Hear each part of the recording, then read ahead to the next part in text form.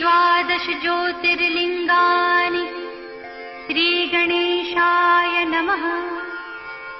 सौराष्ट्रे सोमनाथं च श्रीशैले मल्लिकार्जुनम् उज्जयिन्यां महाकालम् ओङ्कारम् ममलेश्वरम् परल्यां वैद्यनाथं च डाकिन्यां भीमशङ्करम् सेतुबन्धे तु रामेशम् नागेशं दारुकावने वाराणस्यां तु विश्वेशम् त्र्यम्बकं गौतमीतटे हिमालये तु केदारम् घृसृणेशं शिवालये एतानि ज्योतिर्लिङ्गानि सायं प्रातः पठे नरः